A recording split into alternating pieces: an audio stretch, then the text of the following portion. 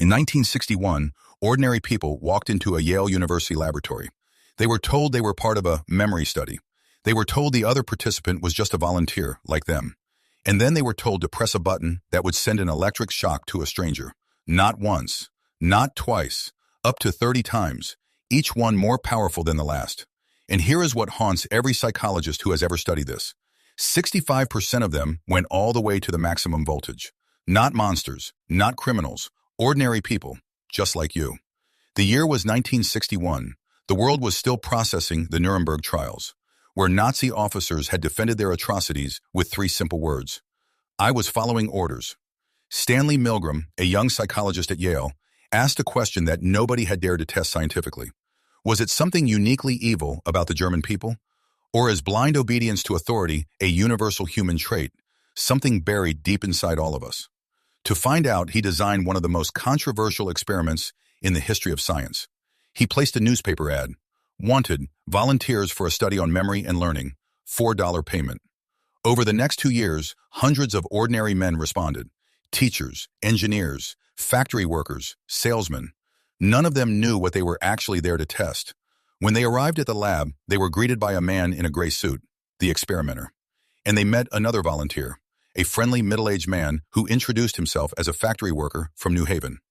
What the real volunteer didn't know, that friendly factory worker wasn't a volunteer at all. He was an actor, a Confederate. Everything that was about to happen had been rehearsed. They drew lots to decide who would be the teacher and who would be the learner. The draw was rigged. The real volunteer always became the teacher. The actor always became the learner. The learner was then taken to an adjacent room, sat down in a chair, and had electrodes strapped to his wrists. The actor casually mentioned he had a slight heart condition. The experimenter noted it, and then said it wouldn't be a problem. The teacher, your ordinary volunteer, was then seated in front of the shock generator. It was a large, imposing machine, 30 switches, each one labeled, starting at 15 volts, going up in 15-volt increments, all the way to 450.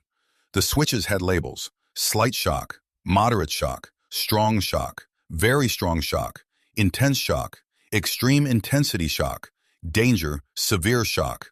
And at the very end, 3 switches labeled simply XXX. The teacher read pairs of words through a microphone, then tested the learner on them. Every wrong answer meant a shock, and the voltage would go up with every mistake. The learner gave his first wrong answer. The experimenter instructed the teacher to press the first switch, 15 volts. There was silence from the other room. Wrong answer again, 30 volts. Still silence. At 75 volts, the learner let out a quiet grunt. At 120 volts, he called out that the shocks were becoming painful. At 150 volts, barely a third of the way up the dial, he screamed, "Get me out of here! I refuse to continue!" This is where most participants stopped, or tried to. They looked to the experimenter. They asked if they should continue. And the experimenter, calm, authoritative, said 4 specific phrases, always in this order. Please continue. The experiment requires that you continue. It is absolutely essential that you continue. You have no other choice. You must go on. No threats, no weapons, no consequences. Just a calm voice in a gray suit. Many participants trembled. Some wept. Some laughed nervously, not from amusement, but from pure psychological stress. Some pleaded with the experimenter to let them stop. Some demanded to know if the learner was all right. But when the experimenter calmly insisted, most of them pressed the switch. At 300 volts, the learner pounded on the wall and stopped responding entirely. The silence was more frightening than the screams. The teacher asked what to do. The experimenter replied, "Treat silence as a wrong answer. Continue." At 375 volts, the learner went completely silent. No pounding, no screaming, nothing. For many participants, this silence triggered a new fear. Something might be seriously wrong with the learner. He might have lost consciousness or worse. And still, 2/3 of them kept going, all the way to 450 volts, 3 times. The maximum, the unknown, the switch that no label could prepare you for. When the experiment ended, participants were debriefed. They met the unharmed actor. They were told no real shocks had ever been delivered. But the psychological damage to the participants, that was completely real. Milgram's results shattered every prediction. Before the experiment, he had polled psychiatrists, students, and colleagues. They estimated fewer than 1% of participants would go to the maximum voltage. The actual number was 65%.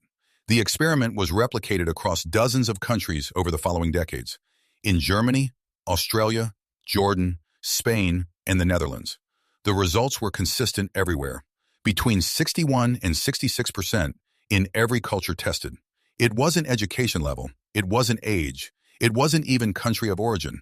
The single strongest predictor of obedience was one thing: the physical and psychological presence of an authority figure. When Milgram moved the experimenter out of the room, obedience dropped to 21%. When the experimenter gave instructions over the phone, it dropped further still. When participants were placed alongside two rebel Confederates who refused to continue, obedience collapsed entirely to just 10%. Other people's resistance, it turns out, is among the most powerful forces for liberating our own. In variations where the teacher had to physically hold the learner's hand to the shock plate, obedience dropped to 30%. Still shockingly high, but distance from the victim mattered. The closer they were, the harder it was to keep going. Milgram ran 23 variations of the experiment in total. No variation, not one, produced zero obedience. In every version he ever ran, some people always obeyed. So why? Why did intelligent, moral, caring adults electrocute a stranger on the command of someone they had just met? Milgram proposed a concept he called the agentic state. When we enter a hierarchy, when we perceive ourselves as an agent executing someone else's wishes, we psychologically transfer responsibility upward. We stop thinking like autonomous individuals. We start thinking like components of a machine. Participants repeatedly said, "He told me to do it. I was just following instructions. The responsibility is his, not mine." Sound familiar? This cognitive shift, this narrowing of personal moral responsibility, is the same mechanism documented in soldiers, bureaucrats, and corporate employees across every large-scale atrocity of the 20th century. There's another force at work too: incrementalism. Nobody was asked to jump straight to 450 volts. They were walked there, one 15-volt step at a time. Each step felt like a small continuation of what they'd already agreed to. By the time the decisions became truly consequential, the participants had already committed, psychologically and morally, to the path they were on. And then there was the institution itself. Yale University, a white lab coat, a clipboard. These signals told every part of the participant's brain, this is legitimate, this is safe. The people in charge know what they're doing. That's the deepest finding of the Milgram experiment. Evil doesn't usually require evil people. It requires ordinary people placed inside systems designed to make cruelty feel routine. You see the Milgram dynamic everywhere once you know to look for it. The employee who follows a directive they know is wrong because their manager said so. The soldier who carries out an order they believe is immoral because their commander said so. The financial analysts who packaged and sold toxic mortgage products in 2008. The pharmaceutical reps who promoted drugs they knew were addictive. They didn't see themselves as wrongdoers. They saw themselves as professionals doing their jobs. The same mechanism operates in subtler ways in everyday life. The meeting where nobody challenges the decision everyone privately disagrees with. The group chat where you don't speak up against the consensus. The agentic state doesn't only appear in laboratories or war crimes. It appears everywhere we defer to someone else's moral authority over our own. In a famous 1966 study building on Milgram's work, 95% of nurses were prepared to administer a clearly excessive, potentially lethal, medication dose because a doctor they had never met asked them to over the phone, in clear violation of hospital policy, because a voice of authority told them to. Authority obedience is not weakness. It is a deeply adaptive social behavior, one that allows complex societies to function. The problem isn't that we have it. The problem is that we almost never notice when it's happening. And the people most vulnerable to it are the ones most convinced it could never happen to them. Milgram didn't run his experiment to condemn humanity. He ran it to understand it. And the understanding he arrived at was this: the most important moral act a person can perform is the one that happens in the gap between receiving an instruction and deciding whether to follow it. That gap, that moment of independent judgment, is where human dignity lives. The participants who stopped at 150 volts weren't braver or smarter. They were simply more present to that moment, more willing to make it theirs.